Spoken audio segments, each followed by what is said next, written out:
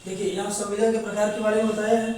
तो संविदा के प्रकार में जैसे संविदा के प्रकार और भी है, यहाँ पे 8 प्रकार मैंने आप लोगों को बताया है। प्रत्यक्ष संविदा, अप्रत्यक्ष संविदा, प्रलक्षित संविदा, अप्रवर्तनीय संविदा, शून्य संविदा, आरंभतः संविदा, शून्यकरणीय संविदा, अवैध संविदा। प्रत्यक्ष में जो लिख कर या बोल करके किया जाता है वो प्रत्यक्ष हो गया।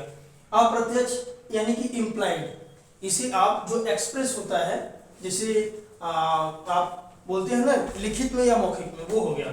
और ये इम्प्लाइड जो होता है जिसे विवक्षित बोलते हैं, तो ये हो गया आपका आचरण द्वारा किया जाता है जब पक्षकारों के बीच। और प्रलक्षित संविदा, कंस्ट्रक्टिव कॉन्ट्रैक्ट। तो कंस्ट्रक्टिव कॉन्ट्रैक्ट में क्या है कि ऐसी संविदा जहां पक्षकार का आशय संविदा न करना हो लेकिन विधि के द्वारा संविदा उन पर आरोपित हो जाए, तो उसको क्या बोलेंगे?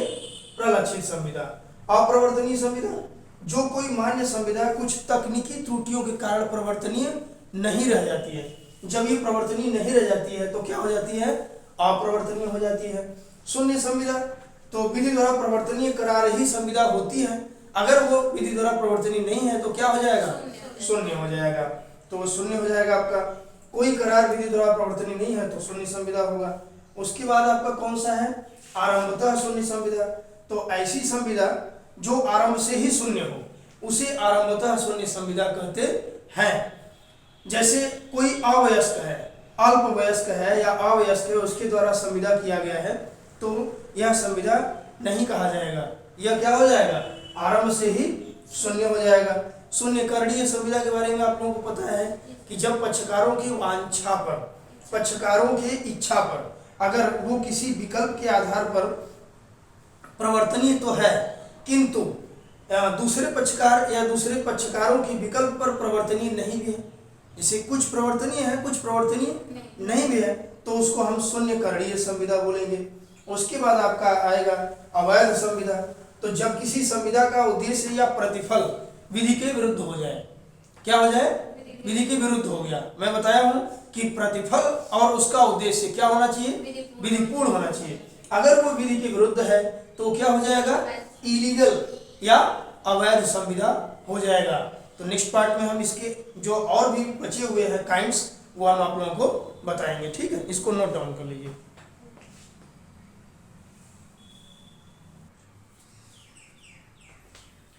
ठीक है, तो ये निष्पादित संविदा, इससे पहले जो 8 प्रकार में बता दी, 9वें में क्या है? निष्पादित संविदा।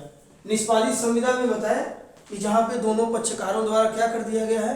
अपने अपने भाग का पालन कर दिया गया है पूरी तरह से, तो वो निष्पादित हो गया। और जहां पर कुछ भाग का पालन हुआ है और कुछ भाग का पालन भविष्य में होना बाकी है, तो वो हो जाएगा निष्पाद्य संविदा। एक पक्षीय संविदा व द्विपक्षीय संविदा। तो एक पक्षीय संविदा का मतलब यही हुआ जो निष्पादित संविदा का मतलब हुआ। निष्पादित संविदा का मतलब यही है कि दोनों पक्षकारों द्वारा अपने अपने भाग का पालन कर दिया गया है, वो हो जाएगा एक पक्षीय संविदा। और जो द्विपक्षीय संविदा है वो निष्पाद्य संविदा।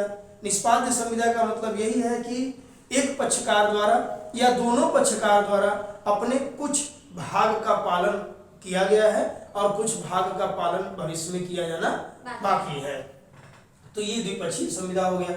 समाश्रित संविदा, समाश्रित संविदा में जिसको इंग्लिश में कंटिंजेंट कॉन्ट्रैक्ट बोलते हैं। समाश्रित संविदा किसी घटना के, किसी निश्चित घटना के सांपार्श्विक घटना के घटित होने पर जब कोई शर्त रखी जाती है कि उस कार्य को किया जाएगा या नहीं किया जाएगा, तो उसे हम समाश्रित संविदा बोलते हैं। बाजी युक्त करार, जिसमें किसी कार्य के होने या न होने का, ठीक है, और उसके होने पर हम किसी निश्चित मूल्य या कोई कहते हैं ना कि अनमोल वस्तु दे रहे हैं, अमूल्य वस्तु दे रहे हैं, देने का वचन होता है, तो वो हो जाता है बाजीयुक्त करार या बाजीयुक्त संविदा। और संविदा कल्प में बताया कि जहाँ पे पक्षकारों का आपस में संविदा करने का कोई राय विचार नहीं होता है, इच्छा नहीं होता है, बट प्राकृतिक न्याय और साम्य के आधार पर एक संविदा हो जाती है, तो उसे हम क्या बोलेंगे? संविदा कल्प। ये हो गए आपके कुल मिलाकर के 14 प्रकार के संविदा।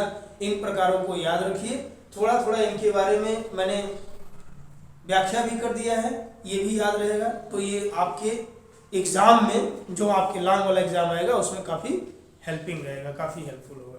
ठीक।